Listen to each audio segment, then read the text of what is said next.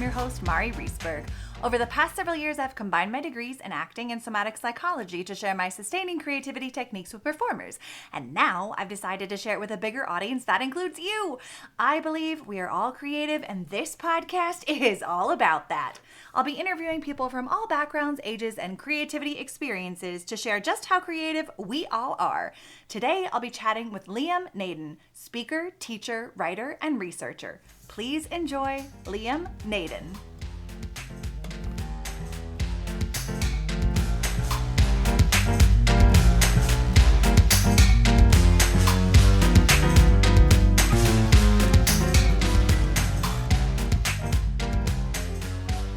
Welcome to the Sustaining Creativity Podcast. Today, I'm here with Liam Naden, speaker, teacher, writer, and researcher. Welcome to the show. Hi, Mari. Thank you very much for having me. I'm excited to be joining you. I am excited for you to be here to chat about creativity and share all of the bits and pieces that make up all of the things that you do. But before we get into more of the creative aspect of things, why don't you take a couple of minutes and let our listeners know a little bit more about who you are and what you do? Well, I guess I'm somebody who really helps people understand essentially how we get the results we do in our life, including our creativity.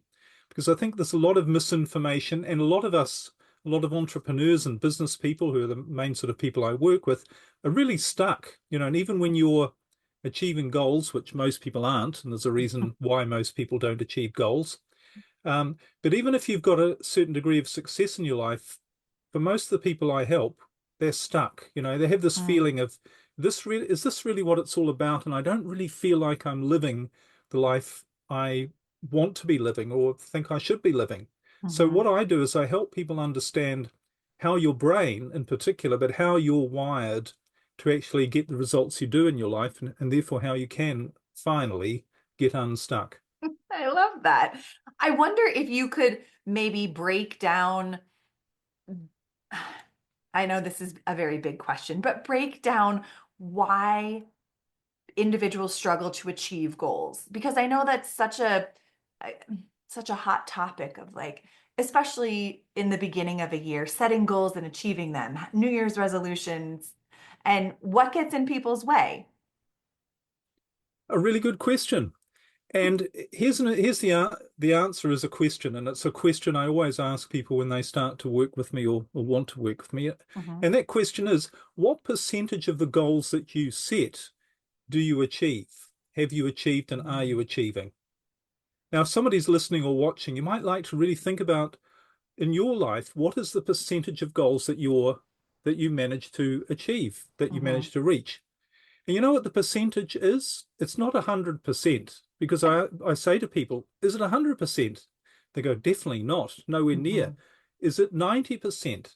Is it 80%? And they still keep shaking their heads. 50%, 40%, 30%? You know what it is? The average that I've discovered, and I've also found other research and other people talk about this, the percentage of goals that are set that actually get achieved in general are between 2 and 3%. So that was way smaller than I was expecting. But here's the thing. Yeah. Here's the thing. Everybody's running around saying you've got to set goals. I'm setting goals. And we're caught in this thing about everybody else is so successful. They're achieving all their goals. Someone stands up on a stage and says, look at me, I achieved my goal of doing whatever. It's all a fugazi. Is that the word? We don't achieve goals. And you really have to ask yourself, all right, so if the average is 2 to 3%, why is that? Now, there's two possible reasons. One is everybody's doing it wrong, the whole aspect of goal setting. And I guess that's a possible reason. But, there've been countless books, and I used to go to all sorts of seminars and read all sorts of books on goal setting. It still didn't help me achieve my goals. So what I realized when I really started to research, there's another reason why we don't achieve our goals. And that is, we're not biologically designed to set goals. I know that sounds really weird and difficult to think about, but it's a bit like if you go to a heart surgeon and say, I need some heart surgery, what's your success rate? And he said 2%. You're not going to go with that person. So we need to reevaluate why it is that we're all doing something that only has a 2 or 3% success rate. And what I do, or what I've really discovered in my work on how we achieve what we do in our life, is there's an underlying biology that determines everything we get in our life. And, through all my years of studying everything I could about success, and I was always a real success junkie and studied everything from self-help, personal development, goal setting, changing your beliefs, all of these different things, and spirituality and meditation. So, but what I discovered was, or what I had completely overlooked, is our biology. Because, and that's as silly as standing on top of a 10-story building and saying, I am motivated, I believe 100%, I've prayed, I'm going to jump off this building and I'm going to go up in the air. And I've practiced, I've learned all of these self-help techniques, NLP and all of these different, moving my hands in a certain way, and I've rewired my brain, and I'm absolutely convinced. And actually, there are people who've done this. They've convinced themselves that they would fly, and they went straight down because, of course, we are governed by the law of gravity. Yeah. And when it comes to how we're wired biologically, we're governed by laws about what creates the results we get in our life. And it doesn't matter what we think, how much we pray, or what we believe, or what we want, we won't get it if we don't follow the rules of how nature works. And that's why, I can explain why goal setting is illogical from a biological perspective. It doesn't make any sense to set goals. And when I stopped setting goals in my own life, and when, a lot of people I know who stop setting goals, that's when the magic starts happening. That's when you really start to live life in a completely different way. And perhaps I could explain it. I don't know if this is the short answer as to why goal setting doesn't work, but when you really think about it, how long has life been on this planet? Do you know? It's between 300 and 400 million years. Now, ever since life started, it's been on this continual process to find more and more efficient ways to survive and thrive. Because biologically, everything exists for the purpose of surviving. And what gives something the greatest chance for survival is being the best that it can be. In other words, thriving. So nature has spent hundreds of millions of years to figure out the most efficient way to solve problems and to thrive. And that's what we see in all of nature. So what is the most efficient way for you to thrive? Because if we're all biologically designed to thrive, and nature has spent hundreds of million years to make sure this happens in the most efficient way possible, then what is the most efficient way to be our best, to thrive? Because that's what thriving means, to be our best. And remember, this efficiency thing, nature hates wastage. Nature, the things that are inefficient biologically don't survive, whether it be within a species or a whole species itself. If it wastes energy, if it's inefficient, it falls by the wayside. And so nature we've reached this refined space in biological evolution where everything is tremendously efficient. So what's the most efficient way for you to thrive? Well, the most efficient way, I'll tell you an inefficient way to thrive. We have this brain that's this machine that's the mechanism designed to ensure that we survive and thrive. Now, what makes us thrive and be our best is taking the right actions, having the right awarenesses, doing the right things that make us the best that we can be. So that's obvious, isn't it? The actions that you take determine the results you get in your life. And what's the most efficient way? If your brain is this machine which is trying to lead you to take the right action all of the time so that you thrive, you do the things that are best for you.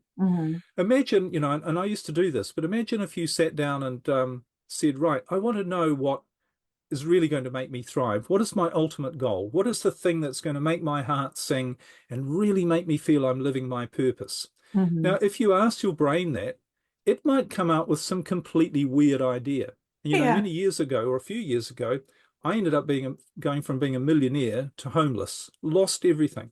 Oh, wow. I had to move back in with my elderly mother and sleep on the sofa in her living room of her small apartment. I had nothing. But it was a few years later, I found myself sailing around the world in my own brand new yacht, here and here I am, and that's what I've been doing ever since. At the moment, Yeah. I'm living in a motorhome, traveling around, running my businesses from remotely from around the world, and just having a great time. Now, if I was lying on my mother's, and I'm also doing something that is really quite strange, which is I'm developing all of these ideas about how we're designed biologically to thrive, how we really get the results we do, and I'm sharing it with people all around the world and talking to wonderful people such as yourself and your listeners talking about this stuff. Yeah. But all those years ago when I was on my mother's sofa, if I had found a way for my brain to tell me your ultimate goal, what is going to make you thrive and sing and be your best, is you're going to be doing those things. You're going to be sailing on your own yacht around the world. You're going to Mm. visit 15 countries over 8 years around Europe. You're going to have these great businesses. You're going to be sharing all of this stuff about the brain and how we're designed to thrive. Yeah. Now, if my brain had told me that, or anyone had told me that, I would have said that's utterly ridiculous. And Yeah. why was it? For two reasons. One is I didn't know that that would be possible. Mm. I'd be thinking sailing, a yacht, the brain, teaching. I don't want to be a teacher. I was married to one of those. I don't want to be a teacher. And and the other reason I wouldn't have believed it is I didn't even know that that's what I want. And Mm. that's the magic. You don't know what you want but because I didn't know what I wanted, if my brain had told me that was my ultimate goal, what would I have done? I would have doubted, questioned. I would have Mm. started analyzing things. I would have said, I'm not sure that's what I need to do or want to do. What are you talking about? That's crazy. Maybe I need to do some more research and find out. But what was I doing? I'd be resisting. And I'd be doing Yeah. the one efficient thing that would make me thrive, which was taking any action. I wouldn't be doing that. And the same, if my brain, right, you might say, okay, so you don't need to know your ultimate goal. Maybe your brain will just show you, if you said to your brain or somebody, just show me the next 10 steps of what I Mm. need to do. Mm-hmm. Now, okay, so I get a list of 10 steps. Then what happens? I look at it and say, I'm not sure about step number 3. That sounds really scary, and I don't think I could do that. And would that really lead on to step number 4? And is this really going to take me in the right direction? I need to go on YouTube and watch a few more videos, Mm. or get a therapist or a coach or somebody to teach me Mm-hmm. what I try and analyze all this. Again, what am I doing? I'm wasting all that energy Mm. analyzing, thinking I'm not taking action. In other words, I'm living biologically inefficiently. So, Mm. the most efficient way that your brain has, that nature has to guide you and to lead you and make sure that you end up and live the life that you're supposed to live, where you're actually thriving rather than just struggling with problems, is it shows you one step at a time, the Oh, very next step. That's the yeah. most biologically efficient way to get to where you're supposed to go. And so many people I've talked to who've been successful, and I've said to, what we'd call successful millionaires, Mm-hmm. billionaires sometimes. Yeah. And I've said to them, now, if you really think about it, how did you get these things that really make you happy? Not just Mm-hmm. money, but other fulfilling things. And you know what they all say? They say what I say about how did I get all these things? I don't know. I don't know how it happened. It just sort of came along, and I just sort Yeah. of kept doing stuff and things showed up and I just kept going. And before I knew it, here I was. So that's the whole point. We don't know, Mm. we can't know. Occasionally our brain might show us something that we need to work towards. That's a little Mm-hmm. bit different, but it's our brain showing us. It's not us going out there and trying to figure it out and trying to search out and trying to figure out Yeah. what we need, we want. So it's about taking one step at a time. And this idea of taking one step at a time is not Mm-hmm. just biology. It's not just the most efficient way that nature has designed you to thrive. Mm. This is also taught in the Bible and other spiritual texts as well, where Mm-hmm. it says, do not give any thought for tomorrow. Tomorrow will take care of itself. Do not Mm-hmm. worry about what you shall eat, drink, and wear. This will all be provided for you. It doesn't say Mm. you have to sit down and work hard to figure out your goals and figure out a plan. Mm-hmm. It says, this will all be provided for you. That's how it works. All you have to do is take the next step, not worry about it, Yeah. not think about what's happening. Use your brain the right way, which is also what I show people how to do, because this machine needs to be used in a particular way. Otherwise, if you use it the wrong way, you're going to mess things up. But if you Yeah. use your brain the right way, take the next step, you don't need to set any goals. If you Mm. need a goal, it will show up. If a goal Mm-hmm. is right for you, it's going to show up. You don't need to look for it. This And is that is the reason why people don't achieve goals because they're not supposed to. It's not natural. Mm. First of all, thank you for going through that and explaining why people get hung up and challenged in accomplishing goals and essentially setting them. And as you were talking it, I was thinking about something that I have said in the past on my show about how uncertainty is the status quo and a really difficult place to live. However, what I'm hearing from you is that's all we have. And so why not live in it and use it to your biological success? So, Well, here's the thing about uncertainty. When you mhm, understand how you actually operate, who you mhm, are biologically, yeah. and how things work, you don't feel any fear of uncertainty. Because Mm, there's another point about your brain when I talked about how we're all designed to thrive. mhm, Now imagine if you had a computer that had 500 trillion microprocessors. It had mhm, more computing power than all of the man-made computers on the planet put together. mhm, And that computer had one job, and that was to make sure that you become the best that you can be so that mm, you have the greatest chance for survival. What would you do with that computer? Would you take notice of what it told you to do? Would you do it? Would you believe that it knew exactly what you needed to do mhm, in every moment for you to be the best that you are? If that's what it's mm, programmed, not talking about anything spiritual, but if something was yeah. scientifically programmed to make that happen, then theoretically you would let it do its job and you wouldn't worry what happened because you would know that everything that happened Mm, was part of this process of mhm, you of this computer doing its job. And when I was homeless and had nothing, and I'd been such a driven entrepreneur and always mhm, going after setting my goals and going as hard as I could after everything, and you know being motivated and learning everything that I could. yeah. When I stopped all of that, when I lost everything, I decided none of that actually worked, and I just give up. Mm, I can't take it anymore. I mhm, don't care what happens. So I wasn't suicidal, but I was pretty low ebb. yeah. And that's when my brain finally took over and said, at last you're out of the way. You're stopping Mm, trying to force things to happen. Now we mhm, can get on. And what happens when you do that is little weird things mm, start showing up in your life, mhm, coincidences. mm, I walked, I was got a part-time job helping someone in his business, and it was a retail shop, and I was in the back doing my work and trying to earn a bit of money. And I mhm. just walked out into the store, and there was a man standing there. And he looked at me, and I looked at him, and we recognized each other. I hadn't seen him in 25 years. And he said, "Hey, Liam, what are you doing?" And I said, "Well, actually, not very much."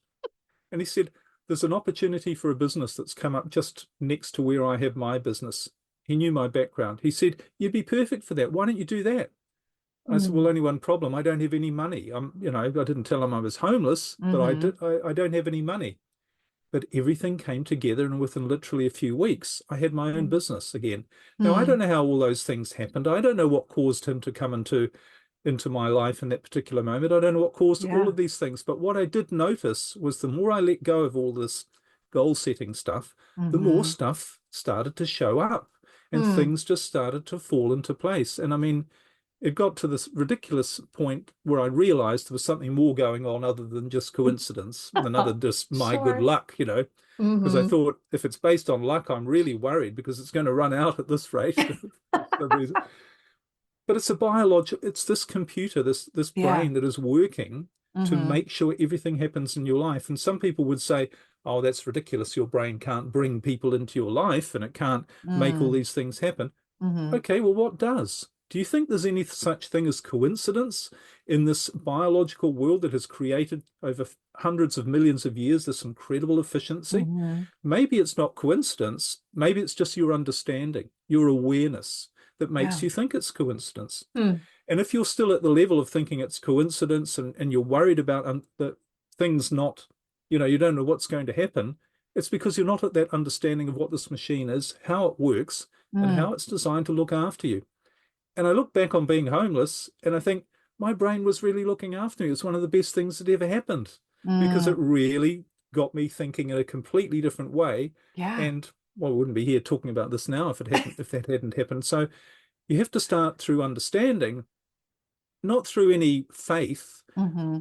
that your brain will look after you, if you like. It's Yeah. all understanding. It's about when you get into your motor car, which is another machine, you Mm-hmm. don't worry about whether it's going to get you to where you are. Well, maybe some people have cars where they do, but most of the time we don't. We just know that's what it's designed to do.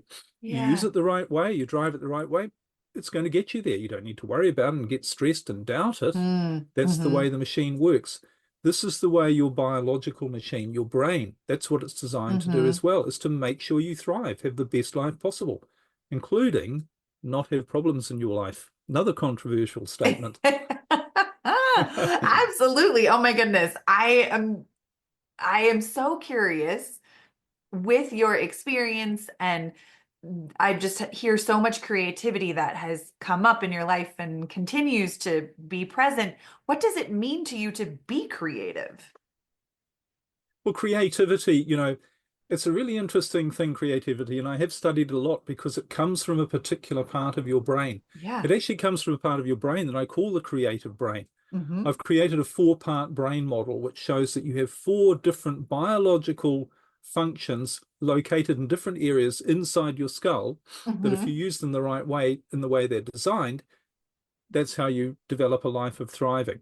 But your Mm-hmm. creative brain, where does your creativity come from? It doesn't come from your thoughts. You Mm-hmm. know, people have written countless books and tried to figure out how can we be creative? Because if you talk to any musician or composer or artist and you ask them, where did your creativity come from? Where did these ideas come from? They say the same thing about life in general. I don't know where it came from. It just came to me. A composer never says, and it's quite interesting looking up on YouTube interviews with well-known songwriters, and Mm-hmm. and people say to them, "Where'd you get where did that tune come from, or that idea?" And they'll just say, "Just came to me." So Mm-hmm. where does that come from? Is it just some weird stuff? No, it comes from activating a particular part of your brain, what I call the creative brain. So that's really tapping into your this universal intelligence where new things come to you, new things where you're literally, without sounding too woo-woo, but you're literally channeling new information through you Yeah. to bring it out into this physical world.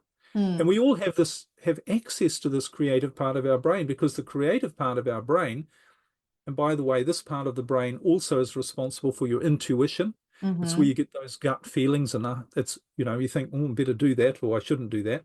And we all know that if you ignore that part, that voice, you're in trouble. Man, I've done Mm-hmm. that I used to do that so many times and got into terrible trouble, like losing everything, for instance. Yeah. But also it's where you get those aha moments, that inspiration. Mm-hmm. It's where you've been working on a problem for weeks sometimes, and you're trying to figure it out and ask people and get information. How do I solve this problem? And it's driving you mad. Mm-hmm. And then you're doing something else, and suddenly you get the answer. It comes to you. Mm-hmm. It comes to you. You don't find it. It Mm-hmm. comes to you. And you go, where did that come from? These are all, and this part of the brain also controls our motivation. Mm-hmm. So it's our inspiration, our motivation, our creativity, our awareness. The more you use this part of your brain, the more aware you become of Yeah. how things really are, rather than how you've been tricked to think they are, if you like. And Mm-hmm. also become aware of who you are, that you Mm. are this biological expression that is designed to thrive.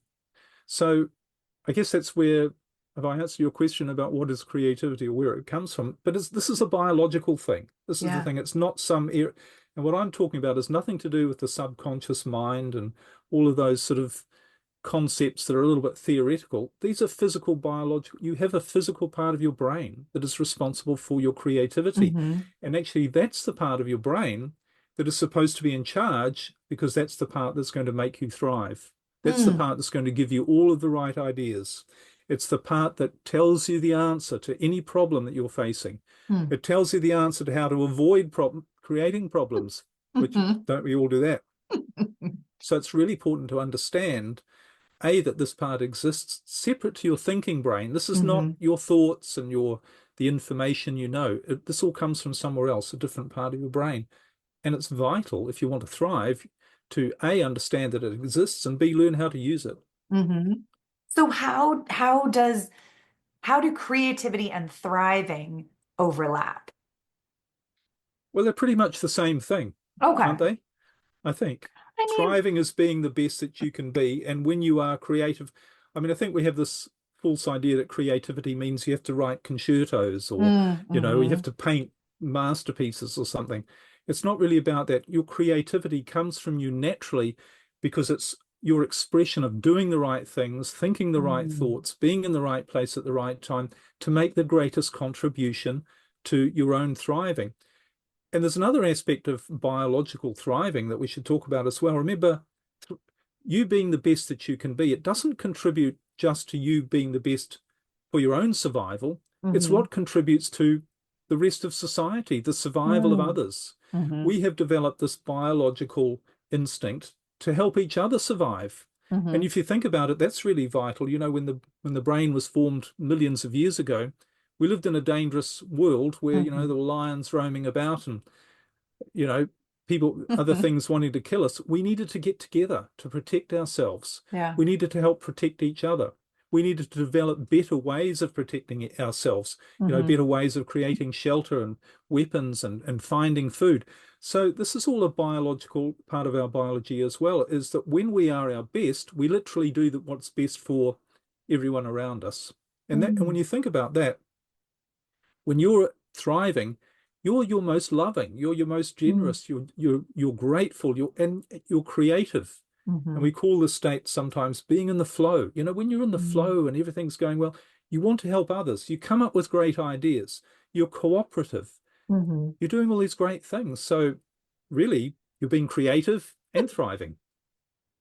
I love the connection and the experience and I'm hearing that living from the flow is that thriving creative experience. And which but I think some people feel like I'm either in flow or I'm not in flow. Mm. And what I'm hearing you say is you can be in flow more often than not. Well, actually, that flow state, I'm glad you mentioned that because again, people have described this. We all know what we're talking about when we say the flow Hmm. state. Yeah. That is when you're activating your creative brain. Hmm. And the way we're actually designed biologically, we're designed to be in that state all of the time Mm. because it's our creative brain. When we live from that, that's our thriving state. That's our Yeah. natural state of actually being. So if we're not in the flow all of the time, if we don't if we don't feel like everything's going exactly the way it should be and we don't have problems and we don't have stress in our life and we have that feeling of purpose and excitement and gratitude and love, the question to ask ourselves is why aren't we in that state all of the time? And it's Mhm. not because of our thoughts and oh, I've got to be a positive thinker and I've got to be happy, and it's also when I fix those then I'll be happy. It's actually to do with our biology because Mm. we have two biological states of existence. One is the thriving state, and Mhm. that is our natural creative state. But we get knocked out of that state by Mm. one particular thing that's all again to do with our biological survival. And when we trigger, if you like, this other part of the brain and we get knocked out of using our creative brain, that's when all the problems show up and that's when all the stress shows up. So Mhm. the only game in town is to learn what the triggers are that are knocking you out of your creative brain and that are Mm. pushing you into another brain state. And Mhm. when you eliminate the triggers, you stay in that state naturally, pretty Mm. well most of the time, apart from there's only one time you're not supposed to be in that, and we could talk about that if you like, but that's the key. This is again biology. It's all about how Yeah. you're naturally designed. Oh my And if goodness. as I say, get rid of those triggers, you're going to stay in your creative state and everything is, dare I say it, it's just going to work out beautifully. I mean, I feel like we could talk for hours about this and all of the pieces and the times when you aren't in that state of flow and how you get back into it. I just hear there's so much trust. And again, we could talk so much longer, but I have one last question for you. What does it feel like in your body to be creative? Well, it's that flow state, isn't it? It's very hard to describe, apart from the fact that when you say flow state, everybody knows what that means. We know what it likes to feel being in that state. But that is the state when you know your purpose and you can't explain it, and you can't, you could try. I mean, lots of people have tried to explain it, but words only take us so far, both written and verbal. Mm-hmm. It's a bit like love. What is love? I mean, everybody's written a book on, or written a song or whatever on what love is. We've tried to explain what love is. We can't, but we all know what it is. We know what the experience of love is. And I think it's the same with being creative, being thriving, being in the flow. We know what it is when we feel it. The frustration is, why don't we feel it more often? That's again because you're not using the machine the right way. Learn to use it the right way, which is what I of course, is my thing. And you can forget all this other stuff about trying to learn. This isn't just another technique about, this is, in fact, some people really get this super fast. Other people it takes a bit longer. But when you realize it's a bit like, imagine you're you come out from the jungle and you see a motor car and you wonder what that is. And someone says, oh, it's a car. And you say, what does that do? Well, it's a machine. It'll take you anywhere you want to go. It'll take you there. And you think, well, that sounds great. So they go away and you figure out, right. So, well, I don't know how to drive it, but it's got wheels. I know what wheels are. And because I've got a thing in the jungle that's got wheels. Oh, it must be you stand behind and you push it. So you get behind this car, not knowing how it works. Well, you know what it's supposed to do, but you don't know how to operate it. And you put in all this effort and you try and push the car along. Now what happens? Nothing, apart from you get exhausted, frustrated, worn out, and eventually you wear yourself out totally. And what do you say to yourself? Or what might you say then? You say, well, the problem is me. I'm not determined enough. I'm not strong enough. I'm not putting in enough effort.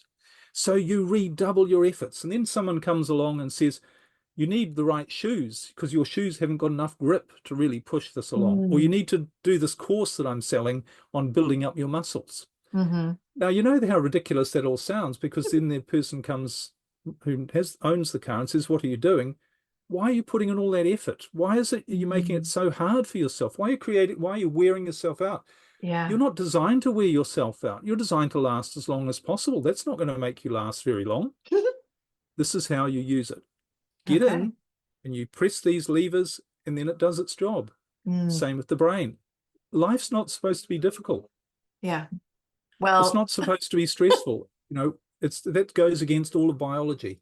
And so that's all you need to do. Learn how to use the 4-part mechanism. So you stay in your creative brain, stay using that because you've stopped the triggers that are knocking you out of that state. And everything that's supposed to happen for you. And some weird things are going to happen, probably. Often people say to me, they email me a few weeks or months later and say, Liam, you're not going to believe what I'm doing now.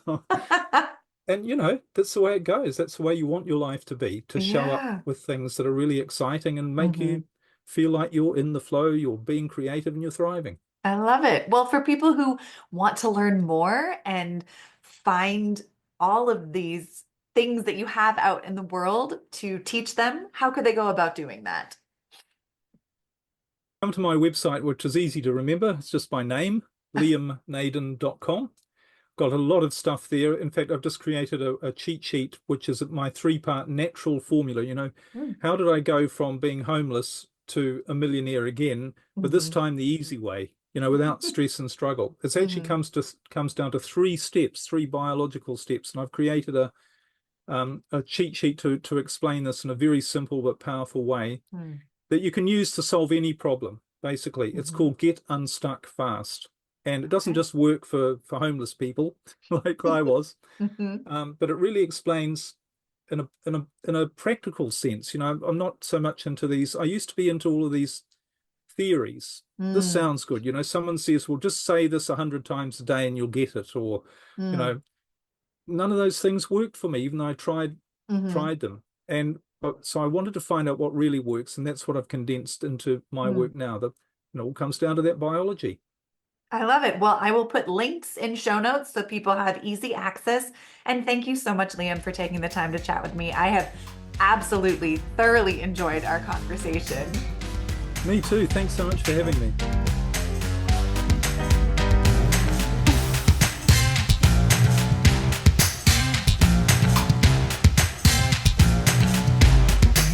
Thanks for listening to the Sustaining Creativity Podcast. We'd love to keep in touch, so follow us on Facebook and Instagram. We are at Sustaining Creativity. Make sure to subscribe to the podcast wherever you listen to podcasts. Tag your friends and family so they can listen too. We love to hear from you, so leave your reviews, comments, and questions. Check out our website, sustainingcreativity.com, for upcoming offerings and creativity coaching. Tune in Tuesdays for our next episode. And remember, with creativity, anything's possible.